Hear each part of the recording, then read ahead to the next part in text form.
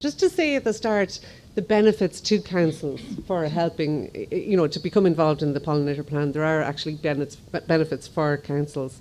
So first of all, I suppose it's enhancing your local landscape. So by, as Una said, by helping pollinators, you're helping your local biodiversity, you're making a more colourful landscape, and you're also helping local food producers. So by taking actions on council land, you're improving connectivity between pollinator-friendly habitats throughout the landscape. So it's all about creating those habitats, the stepstone pollinators across Ireland. It can also lead to cost savings. So a lot of our actions are cost neutral or can actually save you money. And then there's actions that are supported by the wider community, so tidy towns groups, residents associations, like Ulster in Bloom in Northern Ireland. So you're working in partnership with those local communities. And also some of the actions can contribute towards the Green Flag scheme, the Green Flag Award for parks, for instance. So I suppose it's important to say that councils do have a role to play. They can play a leading role in normalising wilder areas or longer grass for the public as well. So anything you do on council land and you use signage to promote it, it helps raise awareness and create that actions in other areas as well. So as Una said, not every council is the same. So the council guidelines outline 30 different actions that can be taken across different areas. So some are on the ground land actions, like these 20 different areas under different sections, like reduced mowing or pollinator-friendly planting. And then there's another 10 in terms of raising awareness of pollinators and actions for pollinators.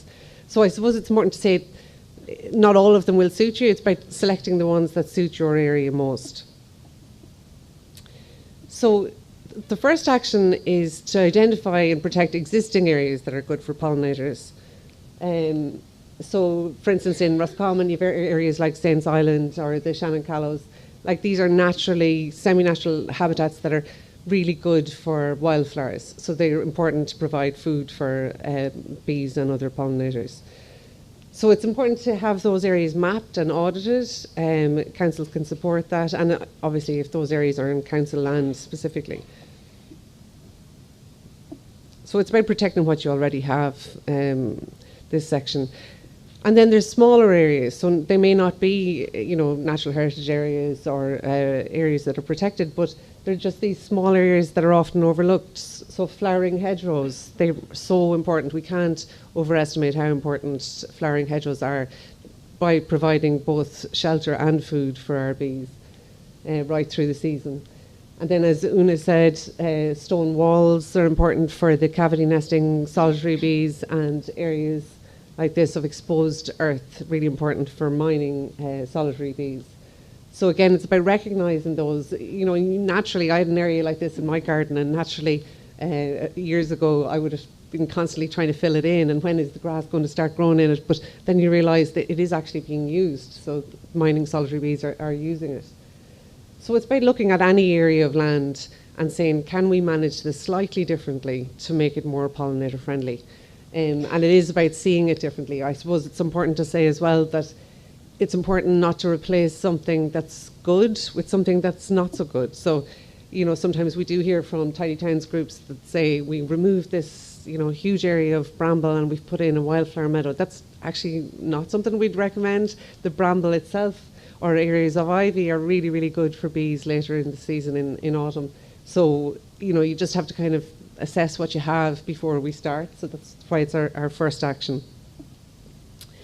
Under mowing, so reducing mowing is obviously a huge area. Action 3 suggests locating 10 different sites where you can mow under a pollinator-friendly regime. And that basically means 5 cuts per year. So it is a big reduction. A moderate estimate is that councils or other landscapers are cutting 22 times a year, sometimes up to 32 times a year. So to reduce that to 5, to actually only cut after the 15th of April. So to basically let the dandelions flower, let those early spring flowers come up, will provide a huge amount of food for bees. And if everyone did that, actually, it would make such a difference, because there is a hunger gap in early spring. So we've done a cost-benefit analysis, just to show that, you are obviously using different equipment, you're getting different contractor machinery in, but if you're reducing it from 22 cuts a year to 5 cuts a year, it is actually cost equivalent. It's really important that the cuttings are removed. I know Giles is going to talk a lot about that later, but it's all about reducing fertility of the soil to actually allow the seed bank, those wildflowers, to come up. So things like clover, really, really important in the summer months. So dandelions in spring, and then clover provides a huge amount of pollen and nectar to our bees. So again, it's about, I suppose, changing your mindset to see the landscape differently. Is there food or is there not? And that we have to all start seeing neatness as in a different way. So on a 6-week rotation, you cut 15th of April, then you don't cut until the end of May, then you cut again in mid-July, and then again the end of August. And that will provide food right through the summer months. Then we have Action 4, which is to pick at least 5 meadows, areas that you can just cut once a year, so that you cut in September. Again, you can pick these carefully. This is Kilbarry Nature Park. I was talking about the old landfill site in Waterford, and they have these meadow areas, and they've proven really popular with visitors. So they have paths cut through them. Again, Rory Finnegan from Castletown House has experience of this, and it goes down really well that it's still being used by visitors. It makes it a more interesting site, and then you have these rare bumblebees showing up. So this is about cutting once a year, and obviously it's a long-term action. It is important to say that. It's not something, you're not going to get this amazing wildflower meadow the first year. You have to reduce the fertility, and Giles from Magnificent Meadows is going to talk about that later, how to actually produce a better and better wildflower meadow each year. But it is about having some patience, and if you reduce the fertility every year, and if you pick the right sites to use, or little things like not replacing, if you are developing a greenway, for instance, you don't put topsoil in, let the soil be poor, and you will get those wildflowers coming up. Another thing is signage. I mean, it's really important to identify these sites, so that people don't just think, oh, that's gone wild, and you're too lazy to keep it mown. It's actually that it's part of a scheme like the pollinator plan, and it's managed for wildlife. Really important message. So then there's actions around roadside verges. So Action 5 is to choose 10 flagship roadside verges that are managed in a pollinator friendly way. So that's, again, 1 cut and lift per year. Rachel Bain is going to talk about an amazing project, Don't Mow, Let It Grow, from Northern Ireland. So she'll go into more detail about that. But again, it's to say about patience, a little bit of patience. It's about choosing the right areas to do this. So your heritage officer, biodiversity officer, or local ecologists might be able to advise areas that would be good for this. In some areas you might just get dandelions the first year, which again are really good, but you might be disappointed. And then you'll get amazing sites like this where you have orchids and a whole mixture of bird's foot trefoil and different flowers.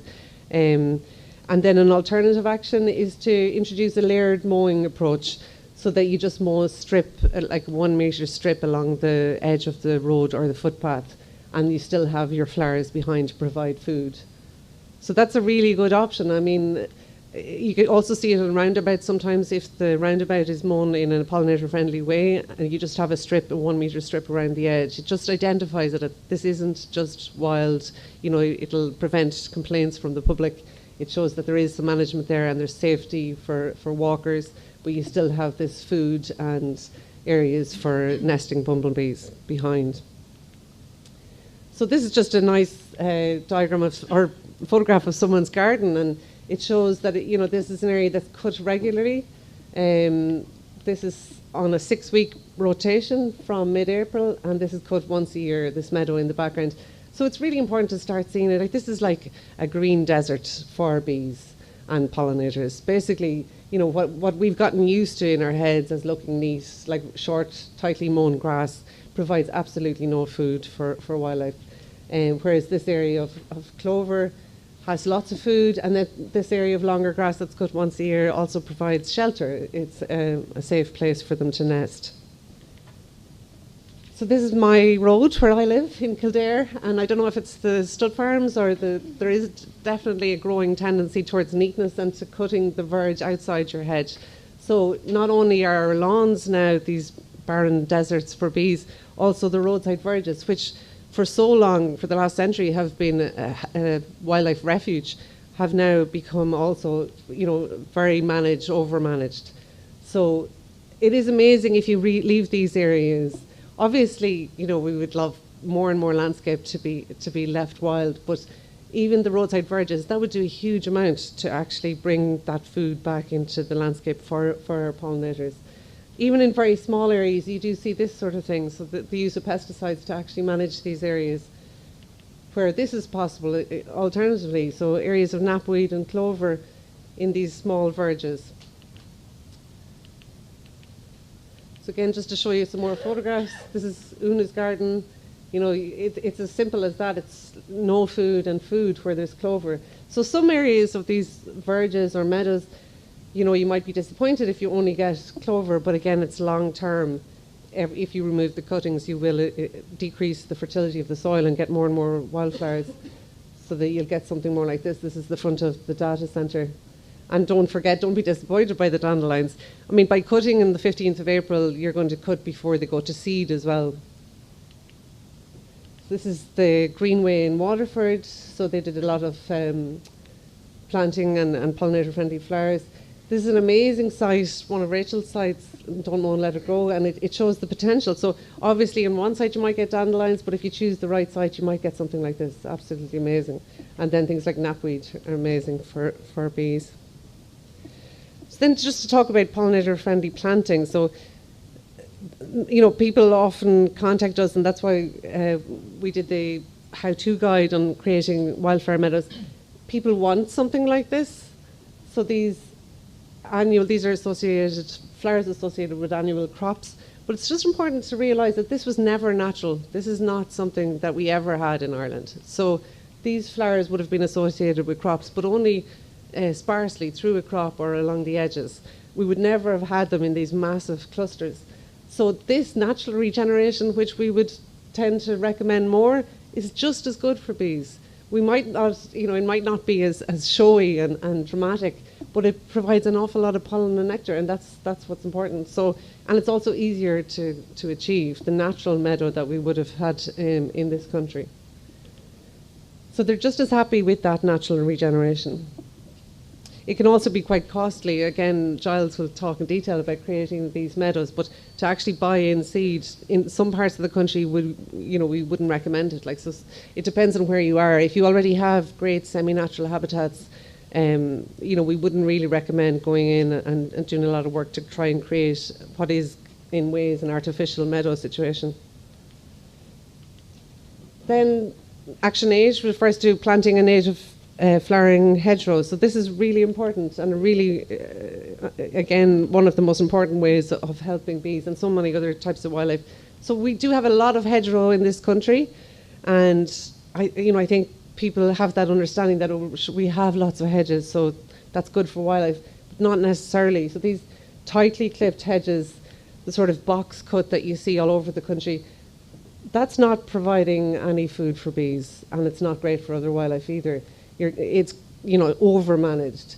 What you need to do is let it flower. So we would recommend cutting every 3 years, especially on off-road hedges. Obviously for roadside hedges, there's health and safety issues, and it may need to be cut more regularly. But if you can cut off-road hedges once every 3 years or a third annually, that will improve the flowering of the whitethorn and other species. And then if you're able to plant, if on council land, if you're planting a native hedgerow, we'd recommend 75% hawthorn, and then 25% of other species like Guelder rose and blackthorn and different species like that. So they're all listed in the council guidelines. So that's an amazing thing to do, that if you do have that ability to put in shrubs and hedgerows, to actually go for native species. Another option is Action 8 is to replace grass with a dense clover sward. So again, with one of the councils, they found it hard to take an area out of their automated grass cutting system. Because it was all automated, they couldn't change the mowing regime there, so they actually chose to put in a clover sward, and that was very popular with local residents. So that might be an option too, again providing a lot of food. And then you have pollinator-friendly trees, lots to choose from. So we have lists of trees that are suitable for open spaces or street trees. Janice Fuller is going to talk later about some of the projects she's worked on, and I know she's worked on a community orchard. I mean, that's an amazing idea. You're providing apple trees for a community, and they get to benefit from the fruit and pick the fruit, and also they're great pollinator-friendly trees. And obviously willow is a really important one in spring as well. So then actions 11, 12 and 13 are about planters and bedding plants. So like Una said, things like tulips and daffodils, we think they look nice, but they are kind of like plastic flowers. They don't produce any pollen and nectar, or enough pollen and nectar, compared to things like dandelions. So if possible, you know, it might be still suitable to plant those, but could you plant other ones that are pollinator friendly somewhere else? So they do still have a place, but can some of your planting be replaced by pollinator-friendly flowers? Because if you think about it, you know, a fortune has been spent on these plants. And just to say, like, these are all pollinator-friendly options. So to make some of your urban planters pollinator-friendly, to use things like Rudbeckia can produce beautiful displays and, you know, create a bit of diversity too. So this is Waterford in bloom, and you know, it looks nice to us, but these are like putting out plastic flowers. They don't produce any pollen and nectar. We also costed this, and you know, I think it's important to say nowadays we have to question any sort of disposable culture we have about everything, be it from straws or coffee cups, even to our planting schemes. So, you know, if you think about planting a 1 metre square area, that might be planted with annuals twice, 3 times a year, which costs 10 to 29 euros per metre squared. But if you plant pollinator-friendly perennials, it's 10 to 19 euros, and those plants last 10 to 12 years.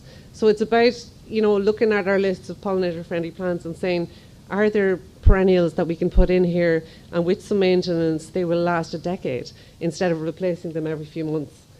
So these are, again, are some options. This is an area Una planted at the data centre, and that was just after a few months, and that will completely fill out. So there's lots of options there. Again, Peter Cuthbert is going to talk in more detail about what plants to choose. Then another action 14 is about roundabouts and choosing pollinator-friendly bulbs. If you see the top picture, you know, just a really tightly mown grass roundabout. You know, I see requests, sometimes signs on these looking for sponsorship. Maybe if a sponsor comes in, they'd like to be given that option of doing a pollinator-friendly roundabout, which can look amazing. Then we have actions that relate to nesting habitats. So, as Una said, really easy to provide nesting habitats. It's just long grass for most of our bumblebees. And to protect them in a pollinator-friendly way. So if you've long grass at the base of a hedgerow, you try not to spray there. You don't spray pesticides or fertilisers. And then for our mining solitary bees, it's things like bare earth to create these earth banks, and again to protect them from pesticides and chemicals. Then there's the, for the cavity nesting solitary bees, action 17 is about holes in wood or concrete. The bee hotels, and as Una said, big isn't always better, but it's important to say that we would actually recommend, you know, 16 and 17, the exposed soil would be preferable from our point of view, because if you think about it, there's 62 species you're appealing to there if you're going for the mining solitary bees. So they're really, really important actions. The bee hotels are great for creating awareness. Schools love them. You feel like you break the heart of every child in Ireland if you tell them that these massive bee hotels aren't really what we recommend. But as she said, it's more important. They're more dangerous for predation and disease. So we would recommend smaller ones. Then we have actions around pesticide use. So again, you do see pesticide use in areas where maybe it's not necessary. This is Waterford across from the hospital. The Grow It Yourself Centre is just here. And that sort of herbicide use is really not what we would recommend and not necessary. I mean, we know the pesticides are still needed, especially for things like invasive species. But I suppose it's about looking at how it's being used, how your contractors are using it, and say, you know, is there a way of changing this? Should it be a last resort? And we would say yes. Nowadays, we really, really have to make it a last resort. Little things like not spraying until after the 15th of April, again, to let dandelions bloom. It's important to say that we hear a lot about insecticides and the effect of insecticides. Dr. Dara Stanley is going to talk about that later. Insecticides have a huge impact on pollinators, but herbicides do too. Herbicides will actually have the greatest negative impact on pollinators in the landscape because they're removing those food sources. So it's really important not to underestimate that even though you think, oh, this isn't affecting the bees because I'm not spraying directly on bees, it is because they're dying of starvation. So things like dead nettle that we see on footpaths or dandelions, yeah, if we can leave those, they're really important sources of pollen and nectar. So we do have a best practice pesticide code, maybe, you know, at the back of our guidelines, maybe that can be copied and laminated and given to contractors, or maybe it can be put in work vans. So it's about, you know, not checking the weather conditions, checking the spray drift, that you're not spraying, you're keeping buffer zones around pollinator friendly areas, and you're not spraying in a way that is indeterminate. So then we have actions around raising public awareness of pollinators. So there's lots of options there in building actions into existing frameworks. So again, Una mentioned different heritage officers who have helped us fund different schemes. Waterford County Council have done a lot on planting schemes in Dungarvan around the county, and putting up signage, how important that is. So you could decide you want to print and distribute pollinator-friendly guidelines. Again, heritage officers have come on board and helped us with this. So because we have guidelines for gardens or farmland or local communities, maybe you want to do training with them. There's the Junior Pollinator Plan and now a how-to guide for developing a pollinator plan for your schools. Maybe you want to facilitate or deliver training on pollinators for schools or local groups, or the Bumblebee Monitoring Scheme. And then we've had great success, as Una said, with the Tidy Towns competition. So there's that pollinator award that is sponsored by all the heritage officers, that heritage officer network through local authorities.